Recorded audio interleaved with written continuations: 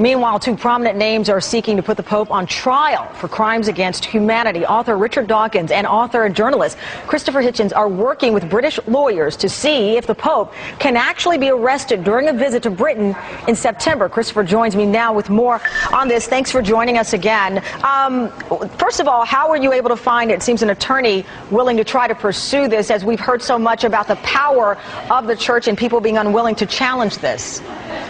Well, there's a very famous human rights counsel in London called Jeff Robertson, who's written a number of books on universal jurisdiction, who knows very well about the International Criminal Court, and who thinks that the Vatican can't claim sovereign immunity as a state, which is what the Church has already said in advance. The Church obviously knows it's in danger here, because it's already prepared a defense strategy of saying, no, the Pope is a head of state. We're going to challenge that too. And they made that declaration a couple of weeks right in the heart of the Holy Week, pointing out that the Pope would have immunity. But what does this lawyer say, Christopher? What would they use evidence, perhaps some of these memos that have been leaked out? What would be the fuel for the fire? Go ahead. What we have is very plain evidence, some of it with the Pope's own signature on it, as well as what you might call his fingerprints, of a very long-standing agreement between senior members of the Church to obstruct justice, excuse me, and to cover up a particularly revolting felony.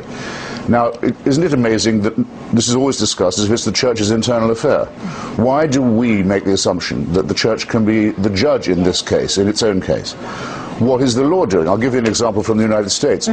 Why does the Justice Department not demand the extradition of Cardinal Law of Boston, who fled the jurisdiction rather than answer questions under oath after it had been revealed that he'd sheltered and protected appalling pederasts?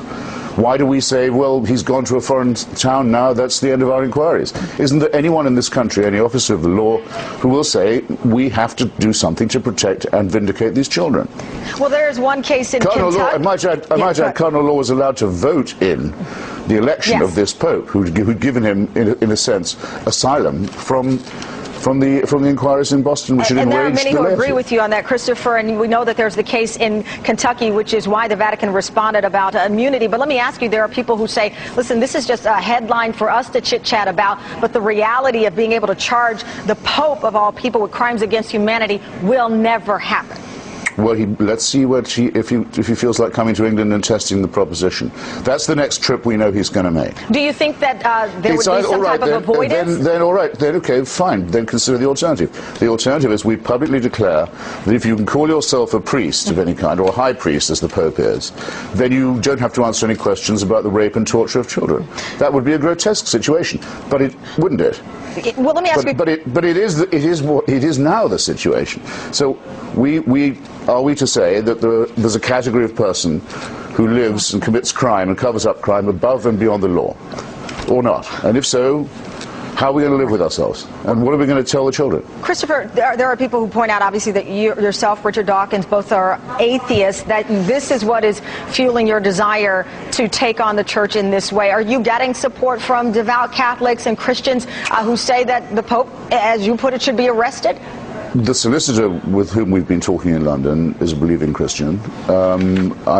This isn't a test of church doctrine, it's a test of church conduct, and not of atheism, I would say of secularism, of the separation of church and state, or rather the non-immunity of church from law. And Christopher, what is the next step then with this attorney? Well, I think we're going to approach the International Criminal Court first, because it doesn't particularly matter whether the Pope wants to travel or not. I mean, I think he could probably be served where he is. And then there are a number of other legal options. There are an enormous number of potential plaintiffs and victims, and of course we're taking advice from them and from organizations that represent them. If you look at the record now in Ireland, in Germany, where it's getting worse every day, the terrible 3 cases involving the Pope himself, the ones in Munich, the deaf and dumb school in Wisconsin, 200 deaf and dumb children, and the Pope says, let the poor man go. He's old now, he's ill, even though the diocese wants him gone.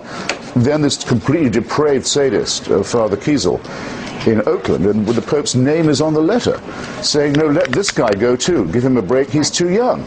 Well, this is some of the evidence you and others are pointing to. All this consideration for these hardened, calcified sadists, and never a single mention of the rights of the children.